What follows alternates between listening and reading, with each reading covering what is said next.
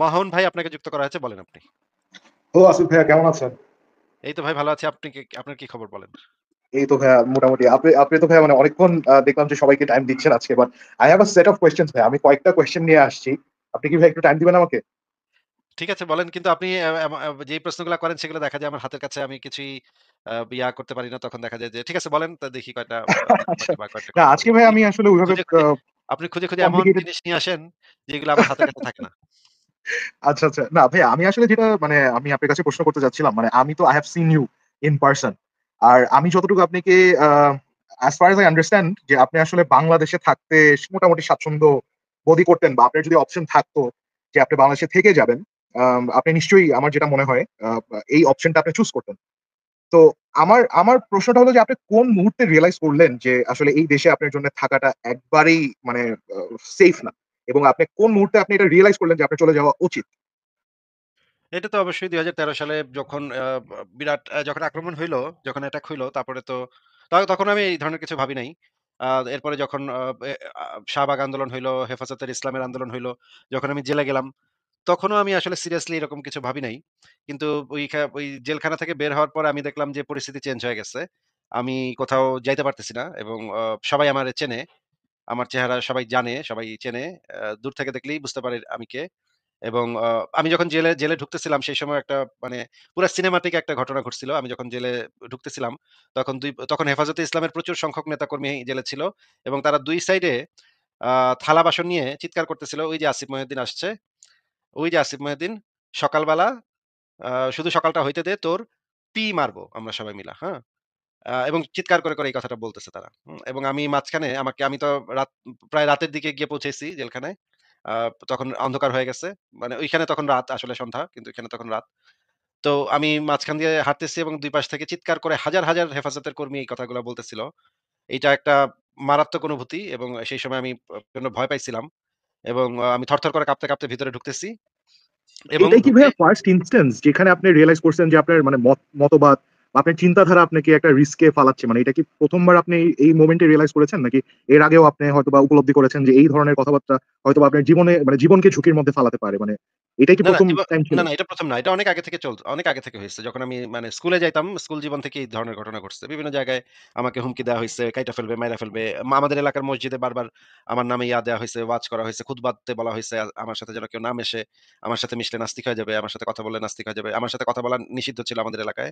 কোন ইয়াং পোলাপান যেন আমার সাথে কথাবার্তা না বলে। ওগুলা অনেক কিছুই হইছে। কিন্তু এই যে একদম দেশব্যাপী, একদম হাজারে একদম মানে পঙ্গপালের মতো লাখ যে আইসা পড়বে, এইটা আমি এতটা যে হবে এটা আমি তখনো জিনিসটা এত রিয়ালাইজ বুঝে উঠতে করি নাই। পারেন না। আচ্ছা। হ্যাঁ, আমি মানে ভাবছি আপনার হ্যাঁ উপরে হবে। ভাইয়া মানে আপনার উপরে আগেও মনে করেন মানুষজন থ্রেট দিত এবং এগুলা মানে একদম রিয়ালিস্টিক বা হইতেই পারে। আপনি এটা উপলব্ধি করতেন যে আপনার জীবন আশঙ্কায় আছে বা আপনাকে মানে ফিজিক্যালি হার্ম করতে পারে। তারপরেও আপনি এটা কন্টিনিউ করতেছিলেন। বাট এই হেফাজতের যে ঘটনা বা এই যে মানে আপনার জেলে যাওয়ার যে ঘটনা, ওই মোমেন্টে আপনি রিয়ালাইজ করেছেন যে আসলে মানে দেশে থাকাটা যাচ্ছে না নাকি? দেশে থাকাটা ডিফিকাল্ট হয়ে যাবে। যেমন আমার বোন থাকে যাত্রাবাড়িতে। যাত্রাবাড়িতে যখন এই হেফাজতের লোকেরা ঢুকতেছে, আমার বোন বাসায় বসে আছে। বাসায় বসে চিৎকার শুনতেছে, "আসিফ মহিউদ্দিনের ফাঁসি চাই, আসিফ মহিউদ্দিনের ফাঁসি চাই।" এবং সেই চিৎকার ছিল মানে এলাকা কাঁপানো চিৎকার। হ্যাঁ? তখন আমার বোন ওই যে ওইগুলা আবার কিছু রেকর্ডও করে রাখছে যে এই বাইরে হচ্ছে এবং সে থরথর করে কাঁপতেছে। এগুলা যখন আমি পরবর্তীতে শুনছি এবং আমি তখন জেলে যখন পিজি হাসপাতালে ছিলাম, পিজি হাসপাতালেও শুনছি আমি এই ধরনের স্লোগান। তখন আমি বুঝতে পারছি যে এটা তো মানে এরা তো একেবারে পঙ্গপালের মতো আমাকে খুঁজতেছে এবং আমাকে খুব ভাবে খুঁজতেছে। আমাকে জবাই করবে তারা। তারপর আমি যখন ডিবি অফিসে ছিলাম, রিমান্ডে ছিলাম, তখন আমি কয়েকজন হেফাজতের নেতার সাথে কথাবার্তা বলছি। তখন আমি রিয়ালাইজ করছি, তারা আমার সামনে বসে আছে। তারা বলতেছে, আমি কিন্তু তাদের পাশে বসে আছি। তারা বলতেছে যে তারা আ ব্লগারদের ফাঁসি চায়। তখন পুলিশ উপকমিশনার তাদেরকে বলতেছে যে, কোন ব্লগার? একটা নাম কত দেখি?" তারা বলতেছে, "আমার নাম আসিফ মহিউদ্দিনের ফাঁসি চায় তারা।" তখন বলতেছে, "আসিফ মহিউদ্দিনের তোরা চিনোস?" বলেন, "হ চিনি।" আমি কিন্তু পাশে বইসা আছি। তারা কিন্তু আমি কিন্তু সাইডেই বসা। তারা বলতেছে আমাকে নাকি তারা আমার লেখাও নাকি তারা পড়ছে। তখন আমি বলছি, "আপনারা কি লেখা পড়ছেন? আসিফ মহিউদ্দিনের কি লেখা পড়ছেন আপনারা?" তারা বলতে পারতেছে না একটাও। বলে, "হ্যাঁ, নবীরা আল্লাহরে কটূক্তি করছে।" আমি বলি, "লেখাটার টাইটেলটা মানে কি এটা বলেন?" আপনি এক্সাক্টলি কি বলছেন না বলছেন বা কি সমালোচনা করছেন এইটা ইম্পোর্টেন্ট না। বাট আপনি যে সমালোচনা করছেন এটাই তারা জেনে আসছে মেইনলি এটা আরকি। তারা জেনে আসছে। তো এই জিনিসটা যখন আমি জেল থেকে ছুটলাম তখন আমি দেখ আ না জেলায় যাওয়ার আগেই আমি দেখলাম এই যে আমার দেশ পত্রিকাতে যখন আমার একটা একটা মদের বোতল হাতে একটা ছবি বিরাট করে ছাপাইছে। পুরা ফ্রন্ট পেজে এত বড় করে আমার ছবিটা ছাপাইছে। ওই আমার দেশ অথবা নয়াদিগন্ত এই পত্রিকার। আমার দুলাভাই সেই পত্রিকাটা নিয়ে এসে আমাকে দেখাইতেছে, "দেখো এবং ওই পত্রিকা নাকি বাংলাদেশের ইতিহাসে সবচাইতে বেশি বিক্রিত পত্রিকা। বা সবচাইতে বেশি ইয়া হইছিল ওই দিনের পত্রিকাটা। আমার ছবি যেদিন দিছিল বড় করে। তো আচ্ছা। তার মানে বাংলাদেশের সবাই মোটামুটি ওই পত্রিকাটা দেখছে, ওই পত্রিকাটা পড়ছে এবং ওই ছবিটা দেখছে। তখন আমি যখন জেল থেকে বের হই তখন তো আসলে একটা সিদ্ধান্ত নেওয়াটা দরকারই ছিল। কারণ এটা ছাড়া আর উপায় ছিল না। তখন আমি রিয়ালাইজ করতেছিলাম যে আশপাশের মানুষ আমাকে নিয়ে আমি কোন রেস্টুরেন্টে গেলে শুনতাম যে আশপাশের মানুষ ফিসফিস করতেছে বা তাকাইতেছে। আমার তখন তো বুঝেই গেছি আমি। মানে আবহাওয়া দেখলেই আপনি বুঝতে পারবেন যে আপনি আসলে এখানে আর থাকতে পারতেছেন না। এখানে থাকাটা আর আপনার পক্ষে সম্ভব হচ্ছে না। যেকোনো আপনি বাসে উঠতে পারতেছেন না। আপনি যেকোনো সময় একটা দুর্ঘটনা ঘটে যেতে পারে আরকি। যেকোনো সময় দুর্ঘটনা ঘটে যেতে পারে। হ্যাঁ, সেটাই। আর ভাইয়া এটা তো অনলি বেসড অন আপনার মানে মতদর্শ বা মানে চিন্তাধারা। এখানে তো মানে আপনি হলো মানে পারসিকিউটেড বেসড অন শুধুমাত্র আপনার মানে চিন্তাভাবনা নাকি? এখানে তো আপনি কোন কাউকে ফিজিক্যালি কিছু করেন নাই বা এখানে মানে কোন ফিন্যান্সিয়াল আদান-প্রদান এগুলা কিছুই নেই। শুধুমাত্র আপনার চিন্তাধারা, মতদর্শ এবং আপনি যেসব প্রশ্ন করেন সেগুলা নিয়ে এই সমস্যাটা হয়েছে, তাই নাকি? হ্যাঁ, পুলিশ তো রিমান্ডে তো অনেক ধরনের প্রশ্ন-টশ্ন করছে। খোঁজার চেষ্টা করছে যে কোন ধরনের ফিন্যান্সিয়াল ট্রান্সেকশন হইছে নাকি আমার সাথে কারো। ইহুদি নাসারারা টাকা দেয় কিনা। ওইখানেও তো ডিবি অফিসেও তো অনেক হুজুর-টুজুর ছিল। তারা তো অনেক খাটাখাটনি করছে এটার পিছনে বের করার। যে কোন ধরনের যদি ৳১ যদি পাওয়া যেত তাহলে তো তারা সেটা মানে প্রকাশ করতই যে পাওয়া গেছে। বিরাট রাইট। বিষয়। আচ্ছা। তো সেই সময় ইনভেস্টিগেশন এ এরকম কিছু পাওয়া যায় না। কিন্তু ভাইয়া আপনি মানে যখন বাংলাদেশ ছেড়ে চলে গেলেন, মানে জার্মানিতে চলে গেলেন। এইখানে মানে আপনি কি রিগ্রেট ফিল করছেন? মানে ডিড ইউ ফিল রিগ্রেট যে আমি আমার দেশ ছেড়ে চলে যাওয়া লাগতেছে বা আমি অন্য কোথাও যাচ্ছি? নাকি আপনার কাছে মানে এটা পজিটিভলি নিয়েছেন যে না আমি মানে আপনার কাছে ইমোশনালি এটা কিভাবে ইমপ্যাক্ট ক্রিয়েট করেছে আরকি? এইটা তো অবশ্যই খারাপ লাগছে। আমি আমার মানে পরিবার-পরিজন ছেড়ে, সবাইকে ছেড়ে আমার বন্ধু-বান্ধব, আমার আমার যে ঢাকা শহর তো আমি খুবই লাইক করি। আমি তো ঢাকা শহরের ছেলে। আমি তো ঢাকা শহরে জন্ম হইছি, বড় হইছি। আমি তো ঢাকা শহর খুব বিশেষ করে কয়েকটা এলাকা আমার তো খুবই পছন্দের। এখানে আমি সারা জীবন আড্ডা দিয়ে বড় হইছি। আমার তো একটা এটা তো মানুষের একটা অভ্যাসেরও বিষয়। এই বিষয় এই জায়গাগুলো ছেড়ে অবশ্যই। আসাটা তো অবশ্যই কষ্টকর। এটা তো মানে পারিপার্শ্বিকতা আছে কারণ ছোটবেলা থেকে আমরা বড় হয়ে আসছি। ফ্রেন্ড সার্কেল মানে আমাদের লাইফ এ যা একটা মানুষের হইতে পারে যেহেতু একটা ছোটবেলা থেকে একটা জায়গায় বড় হয়েছে, সবকিছুই তো কানেক্টেড থাকারই কথা ভাইয়া। হুম। এবং এই এই মানুষ আমি মানুষজনদেরকে চিনি, মানুষজন আমাকে চেনে। এটা তো একটা মানে ইসের ব্যাপার, ইমোশনাল ব্যাপারও। আমি তো অবশ্যই খারাপ লাগছে। কিন্তু আ যাওয়ার সময় যে জিনিসটা আমি ভাবছি যে এইটা আমি ভাবছি যখন আমাকে আমি যখন মানে হাসপাতালে ছিলাম তখনই আমি এই জিনিসটা ভাবছিলাম যে যদি আমি বেঁচে যাই, তাইলে আমি এটা শেষ দেখা ছাড়বো। এবং এই দেশ ছাড়ার সময় আমি এই জিনিসটা ভাবছিলাম যদি আমি আমার দেশ ছাড়তেই হয় তাইলে আমি এটা শেষ দেখে ছাড়বো এবং আমি আ শেষ পর্যন্ত এটা দেখব কোন পর্যন্ত যায়। আচ্ছা। তো ভাইয়া মানে এইখানে তো আমি মানে যেটা মনে করি যে যারা ব্রেইন ওয়াশ বা কঠোরপন্থী মুসলিম মানে ওদের কারণে আপনি মানে এই ডিসিশনটায় আসলেন। কিন্তু জার্মানিতেও তো ভাইয়া অনেক মানুষ আছে যারা হয়তোবা মুসলিম বা ইসলামের মতদর্শ পালন করে। তো আপনি কি মানে জার্মানিতে ডু ইউ ফিল সেফ? মানে আপনার কি ওইখানেও মনে হয় না যে মানে ওইখানে কি আপনার সেইম ধরনের আশঙ্কা বা নিজের সেফটি নিয়ে আপনার কনসার্ন লাগে? হ্যাঁ, এখানে আমি আসার পরেই বেশ কয়েকটা স্কুল, তারপরে হচ্ছে গিয়ে ইউনিভার্সিটি সেখানে আমাকে করা হয়েছিল। হামবোল্ট ইউনিভার্সিটিতে আমি একবার গেছিলাম। সেটা খুব বিখ্যাত ইউনিভার্সিটি। সেখানে একটা ছিল। বিরাট একটা কনফারেন্স ছিল। সেখানে গেছিলাম। সেখানে আমি বক্তব্য রাখতেছিলাম। বক্তব্য রাখার মাঝখানে একজন বেশ কয়েকজন মুসলিম ছিল। টার্কিশ বা ইরানিয়ান বা এই টাইপের মধ্যপ্রাচ্যের কোন একটা দেশ হইতে পারে। এই দেশের একটা কমিউনিটি ছিল, মুসলিম কমিউনিটি। তারা ইচ্ছাকৃতভাবে আসছে। তারা জানতো যে এটা ইসলামের বিরুদ্ধে কথাবার্তা হবে। এজন্য তারা খুব দল বেঁধেই আসছে এবং এসে আমাকে কনফারেন্সের মধ্যেই আমাকে রীতিমতো চার্জ করা শুরু করছে যে, "না, তুমি তো মিথ্যা বলতেছো। তুমি তো আসলে মানে কোথাও থেকে হয়তো টাকা-টাকা খাইছো। এজন্য তুমি মিথ্যা কথা বলতেছো। কোরআনে তো এগুলো নাই।" তখন আমি বললাম যে, "ঠিক আছে, তুমি তাহলে তোমার কাছে কোরআন থাকলে তুমি বের করো।" তারা একজন বলল, "হ্যাঁ, আমার ব্যাগে কোরআন আছে। আমি জানি এই যে আমার ব্যাগে কোরআন আছে।" আমি বলি, "আচ্ছা বের করো। এত নম্বর আয়াত বের করো।" আমি বলি, "তুমি পড়ছো?" বলে, "হ্যাঁ, হ্যাঁ, আমি পুরোটা পড়ছি। না, তুমি যে আয়াত বলছো এরকম কোন আয়াতই নাই। কোরআনে মিথ্যা কথা। একদম সরাসরি মিথ্যা কথা বলতেছো তুমি।" আমি বললাম, "ওকে, ঠিক আছে। সূরা তওবা বের করো।" তারপরে তওবা সে বের করছে। বের করার পরে সে আ আ আর জোরে পড়তেছে না। আমি বলি যে, "তুমি তাহলে জোরে পড়ো।" সে আর পড়ে না। তখন আমি বলি যে, "কি ব্যাপার? তুমি পড়তেছো না কেন?" সে বলে, "না, এখানে ট্রান্সলেশন এ ভুল আছে।" আমি বলি, তো এটা তো তুমি নিয়ে আসছো। কোরআনটা তো তুমি তোমার ব্যাগ থেকে বের করলা। আমি তো এটা ট্রান্সলেশন করি নাই। তাহলে তোমার নিয়ে আসা কোরআনটা তুমি পড়তে পারতেছ না কেন?" সে জার্মান কোরআন নিয়ে আসছে এবং আমি বলি যে, তারপর সে জার্মান উচ্চারণ করল। তখন তো আমি জার্মান বুঝি না। তখন আমি শুরুর দিকে। সে মানে মানে ভার্সটা পড়ল। ভার্সটা পড়ার পর এবং সূরা নিসা 34 নম্বর আয়াতটাও আমি পড়তে বলছিলাম। 24 আর 34 পড়তে বলছিলাম। আর সূরা তওবার 29, 5 এগুলো পড়তে বলছিলাম। সে পড়তেছে কিন্তু তখন আমি দেখলাম যে আশপাশ থেকে জার্মানরা একটু হয়ে উঠছে। বলে যে, "তাইলে তো এ ঠিকই বলতেছে। এই কোরআনে তো এগুলো আছে। তুমি কেন বলতেছিলা যে কোরআনে এগুলো নাই?" তখন দেখলাম তাদের ভিতরে লেগে গেছে ২ গ্রুপ এবং তখন তারা যেই ভিকটিম কার্ডটা প্লে করল যে আমাদেরকে করা হচ্ছে, অপ্রেস করা হচ্ছে। মুসলিম কমিউনিটি যেটা সেটা বলা বলা শুরু করলো। তো আমাদেরকে অপ্রেস করা হচ্ছে। যে এখানে ভুল ট্রান্সলেশন দিয়ে আমাদেরকে অপ্রেস করার জন্য ভুল ট্রান্সলেশন এখানে দেওয়া হইছে এবং আমাদেরকে এইভাবে ইসলাম বিরোধী একজনকে আইনা বক্তব্য দেওয়ায় আমাদেরকে অপ্রেস করা হচ্ছে। এই ধরনের একটা কার্ড খেলার তারা চেষ্টা করল। এই ধরনের গন্ডগোল এশিয়াও হইছে, হামবোল্ড ইউনিভার্সিটিতে হইছে, ইটালিতে একটা কনফারেন্স হইছিল সেখানেও হইছে। এখানে একটা স্কুল জিমনেশিয়াম বলে এটাকে, স্কুল ছিল সেই স্কুলেও হইছে। এই স্কুলগুলাতেও মানে আচ্ছা। টার্কিশ কিছু ছেলেপেলে মানে ক্ষেপে উঠছিল। ক্ষেপে উঠে বলতেছে আমি আমি যেটা সেটা আমি বলে দিছি যে ইসলামের ভিতরে এগুলো আছে। মুরতাদ কতল, হুম। Sex slave, right. তারপর বাচ্চা তো এগুলা আছে। এই এগুলো আমি ক্ষেত্রে তো ভাইয়া মানে অনেকে মানে ইন্টারপ্রিটেশন এর উপরে চালায় যে ওকে মানে নানান মানুষের নানান ইন্টারপ্রিটেশন যেহেতু এগুলা মানে ওয়ার্ডস এগুলাকে নানান মানুষ ইন্টারপ্রিটেশন তো নানান পরে। ভাবে ইন্টারপ্রেট। ইন্টারপ্রিটেশন তো রাইট, পরে। আগে তো রাইট। যে ভার্সটা আছে সেটাই তুমি শুধু পড়ো না বাবা। আমার তো হুম, হুম, ইন্টারপ্রিটেশন এ হুম। কোন ইন্টারপ্রিটেশন এ যাওয়ারও প্রয়োজন নাই। তুমি যেটা ভার্সটা আছে শুধু জার্মান ভাষায় তুমি জোরে পড়ো। জোরে এখানে পড়তেই পারবে না। একজন মানে জার্মান মুসলিম বা ধরেন টার্কি থেকে যেই মুসলিমটা আসছে সে এইটা উচ্চারণই করতে পারবে না এখানে। কারণ উচ্চারণ করলেই এটা একটা বিপদ। ভাই রাইট, কোন রাইট। ইন্টারপ্রিটেশন এ যাওয়ার কোন প্রয়োজনই নাই। আমি ইন্টারপ্রিটেশন এ গেলেও আমি তাদেরকে দেখাইতে পারবো যে ইন্টারপ্রিটেশন এ আসলে হুম, কি হুম। বলা আছে। কিন্তু আমার তো দরকারও নাই। শুধু ভার্সটাই উচ্চারণ করা এই সভ্য সমাজে মানে যাবে না। আপনি কিভাবে রাইট। মানে এটা কিভাবে হুম, সম্ভব? হুম, একটা হুম। সভ্য সমাজে স্ত্রী পেটানো সূরা নিসা ৩৪ নম্বর আয়াত এটা পড়া। রাইট। এটা আমি একটা আমি সভ্য ভাই যেটা সমাজে বলতে সম্ভব না। চাচ্ছিলাম যে মানে সব ধর্মতে তো এরকম ধরনের কিছু মানে বর্বর জিনিসপত্র আছে। তো অনেকে দেখা যায় যে আপনি ঐদিন ভাইয়া শুনতেছিলাম বলতেছিলেন যে খ্রিস্টান ধর্মে অনেকে দেখা যাচ্ছে যে হিউম্যান রাইটস অ্যাক্ট কেন ভালো বা জেনেভা কনভেনশন কেন ভালো এইটা পড়াচ্ছে। বাট মানে ওরা ধর্মের মধ্যে থেকে হয়তোবা কিছু মানে ভালো শিক্ষা তারা গ্রহণ করতেছে। বাট কোনটা যে উত্তম তাদের মধ্যে এই আইডিয়াটা ক্রিয়েট হচ্ছে। তো এইটা তো ভাইয়া মানে আসলে ইন্টারপ্রিটেশন যাই করুক আসলে আমাদের তো প্রাধান্যটা দেওয়া উচিত যে কোন জিনিসটা মানে ভালো এবং উত্তম নাকি? আ কিন্তু রাইট। ইসলামের সাথে এটার যে মানে সমস্যাটা হচ্ছে যে ইসলাম একটা সেপারেট ভালো-মন্দের ধারণা তৈরি করে। একটা রাইট। নীতি-নৈতিকতার স্ট্যান্ডার্ড তৈরি করে এবং সবাইকে ফোর্স করে যে তোমার এই স্ট্যান্ডার্ডটাই হচ্ছে গিয়ে আল্লাহ থেকে প্রদত্ত স্ট্যান্ডার্ড। এটাই তোমার ইউনিভার্সাল এটাই হচ্ছে স্ট্যান্ডার্ড। একমাত্র রাইট, ইউনিভার্সাল স্ট্যান্ডার্ড।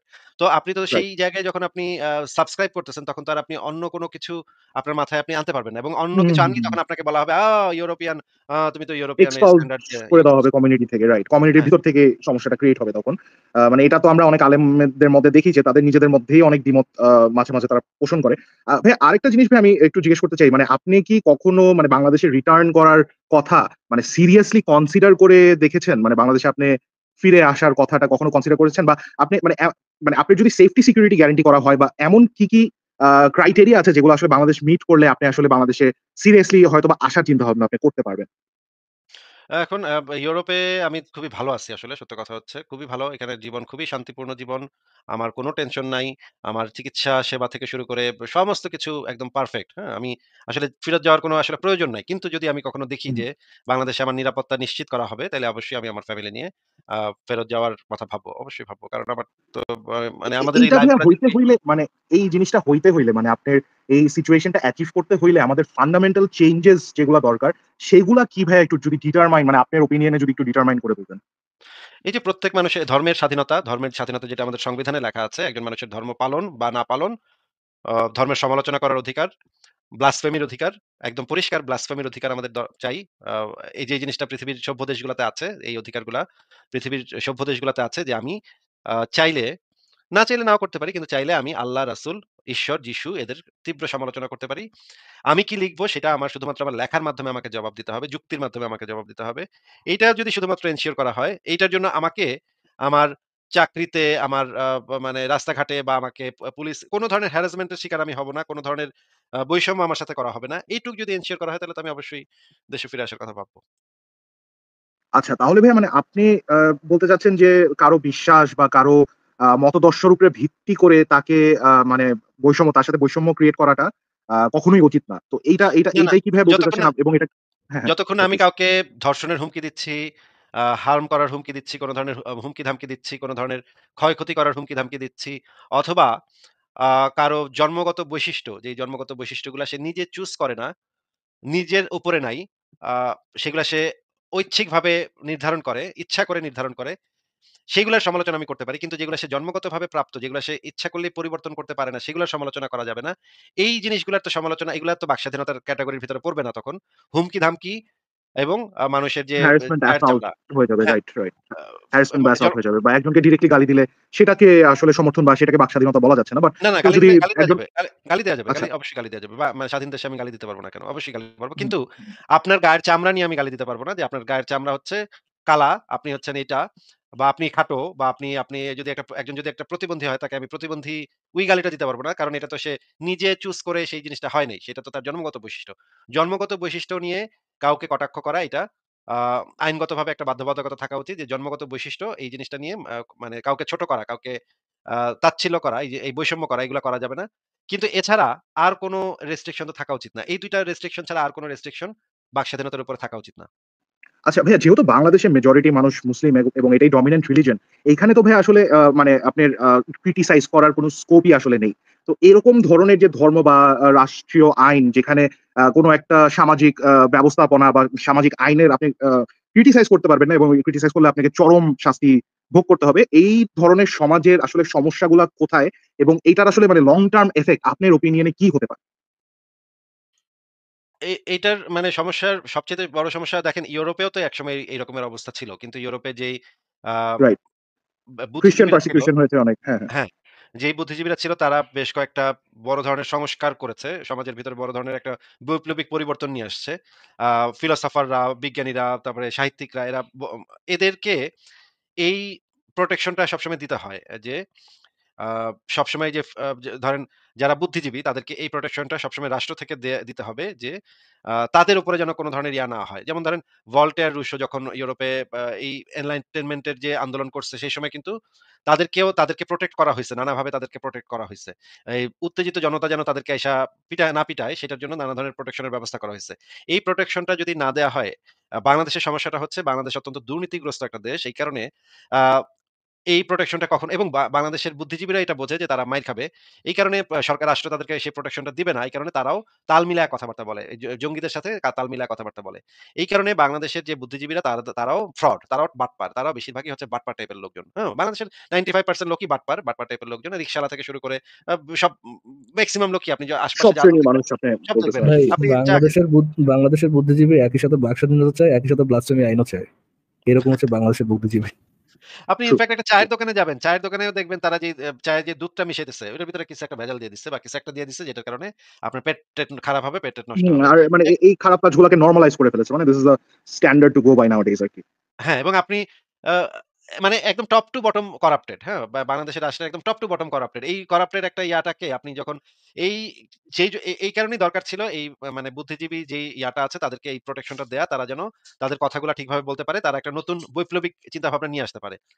কিন্তু সেই প্রোটেকশনটাও তাদের ছিল না, তাদের নাই। এই কারণে এই সমস্যাগুলোর মানে উৎপত্তি ঘটছে এই কারণে যে বুদ্ধিজীবীরা একটা সময় আ এই করাপশনের ভিতরে ঢুকে গেছে। তারাও করাপ্টেড হয়ে গেছে। তারাও বিভিন্ন ধরনের পুরস্কার, ২১শে পদক, বাংলা একাডেমি পুরস্কার এই সমস্ত পুরস্কার ইসের ভিতরে ঢুকে গেছে। যে কে কত পুরস্কার পাইতে পারে। এই কারণে একদম পুরা মানে চরিত্রটাই নষ্ট হয়ে গেছে পুরা সমাজের। এই সমাজে তো যদি ঠিক করতে হয় তাহলে ওই জায়গাটা ঠিক করা দরকার ছিল যে অন্তত যারা এই যে বাক স্বাধীনতার জায়গাটা চিন্তা এবং বাক স্বাধীনতা যেটা আপনি বলছেন সেটাকে আমাদের মানে আ পরিপূর্ণভাবে ইয়া করতে হবে, মানে প্রটেক্টেড, এস্টাবলিশ করতে হবে আরকি। Protected right. পরিপূর্ণভাবে প্রটেক্টেড থাকতে হবে। একদম তাদেরকে কোন ধরনের করা যাবে না। যে যার ইচ্ছা সেভাবে তার মতামত বলবে।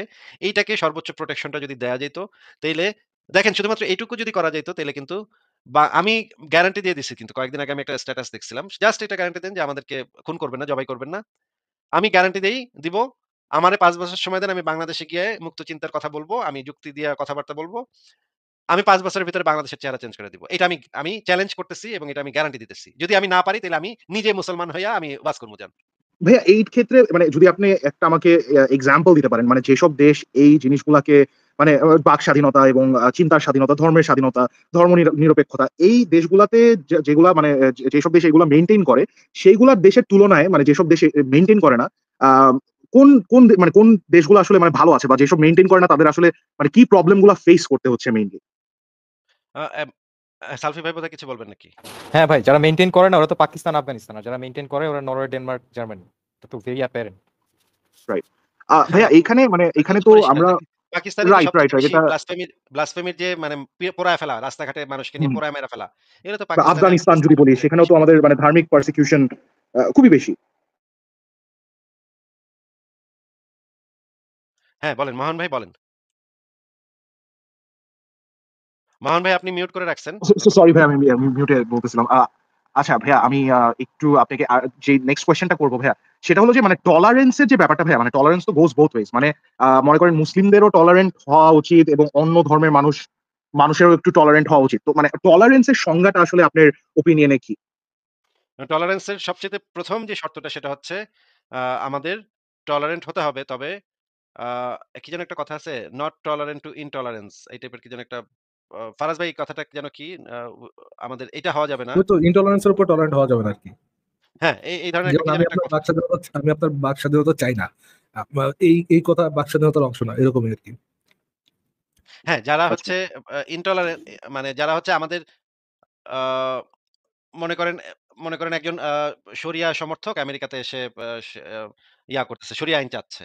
এবং শরিয়া আইনের মাধ্যমে তারা বাকস্বাধীনতাকে ধ্বংস করবে। এখন এইটাকেও যদি আমেরিকান সোসাইটি যদি এটাকেও অ্যাকসেপ্ট করে, "ওয়াও! তোমার কথাটা আমাদের শুনতে হবে। আসো তোমরাও এসে তোমাদের বক্তব্যটা বলো।" এই যে শরিয়ার সমর্থক এটাকেও যদি নিয়ে আসে, তখন যদি এটাকেও কথা বলার সুযোগটা দেওয়া হয়, তখন দেখা যাবে যে তারা যেটার জন্য কাজ করবে যে আমাদের যে ফাউন্ডেশন, আমাদের যে সভ্যতার যে এখন বর্তমান সভ্যতার যে ফাউন্ডেশন, সেই ফাউন্ডেশনটাই নষ্ট করে ফেলবে এবং ১৪০০ বছর আগের একটা অন্ধকার জগতে নিয়ে যাবে। এই শর্তটা আ ফুলফিল করতে হবে সবার আগে। তারপরে তো সংজ্ঞাটা আমরা পরে নির্ধারণই করতে পারব। আচ্ছা। তাহলে ভাইয়া মানে আপনি বলতে চাচ্ছেন যে মানে বাক স্বাধীনতার উপরে কোন ধরনের লিমিট বা ক্রিটিসাইজ করার কোন ধরনের মানে লিমিট থাকা উচিত না ভাইয়া? নাকি should there be a limit to মানে হোয়াট বা how much you can criticise something? হ্যাঁ, বাকস্বাধীনতা একদম থাকা উচিত। যে কেউ যেকোনো যা ইচ্ছা বলতে পারবে। এটা তো জাস্ট কথা, জাস্ট লেখা, কাগজে লেখা বা ইন্টারনেটে লেখা জাস্ট কথা। এটা তো কাউকে হার্ম করা সম্ভব না। আপনার যদি রাষ্ট্র থেকে এটা বলা হবে যে তোমার যদি ভালো না লাগে তুমি এটা দেখো না। তোমার এটা বন্ধ করে দাও। তোমার এটা ব্লক করে দাও। তুমি যদি Facebook এ হয় ব্লক করে দাও। চ্যানেলে হয় তাহলে সেটা দেখো না তোমরা। এটা একটা মানে শুরুতেই ছোট একটা দিয়ে দিলেই তোমরা দেখো না। তাহলে তো তাদের তো দেখতে বাধ্য করতেছে না। হ্যাঁ, ভাইয়া কিন্তু কথা দিয়ে কি ডেঞ্জারাস সিচুয়েশন ক্রিয়েট করা যায় না? বা কথা দিয়ে কি কাউকে কোনো মানে খারাপ পজিশনে বা হার্মফুল পজিশনে ফালানো যায় না? তো ইন দ্যাট কেস মানে আসলে কতটুক হার্মফুল আমরা মনে করেন যে হার্মফুল এখানে পজিশন অনেকগুলা মুসলিম আছে। আমি ভাইয়া একটু যদি আ একটা উদাহরণ দাঁড়ান, হিসেবে বলি যে হ্যাঁ, হ্যাঁ, দাঁড়ান। আমি কিন্তু ওই ২ টা কিন্তু আগেই এক্সক্লুড করে দিচ্ছি যে, কাউকে হুমকি-ধামকি দেয়া যাবে না এবং কারো রাইট। জন্মগত বৈশিষ্ট্য নিয়ে করা যাবে না, কটাক্ষ করা যাবে না। ওই ২ টা কিন্তু আগেই এক্সক্লুডেড। তাহলে আ এছাড়া আর কিভাবে সম্ভব বলেন তো? এখন ভাইয়া যদি মনে করেন যে একটা রুমের মধ্যে ১০ জন মুমিন আছে। তো এইখানে যদি আপনি just so that you want to আপনি মানে আপনার ইচ্ছা হইছে আপনি বললেন বা ক্রিটিসাইজ করলেন তাদের রিলিজিয়নকে। তো তখন তো এখানে একটা মানে পরিস্থিতি ক্রিয়েট হইতে পারে যেখানে আপনার মানে আপনার সেফটিটাও আ কোয়েশ্চেন এ পড়তেছে আবার মানে একটা ব্যাড সিচুয়েশন ক্রিয়েট হচ্ছে। সো তো মামুন ইন ভাই দ্যাট তাইলে কেস কি কি ওই আমাদের ১০ কোন টা মানুষ কি স্যাভেজ? এটা কি মানে আচ্ছা, ১৭০০ অফ সালের কোর্স, অফ কোর্স ৭০০ মানে সালের তাদের মানুষ?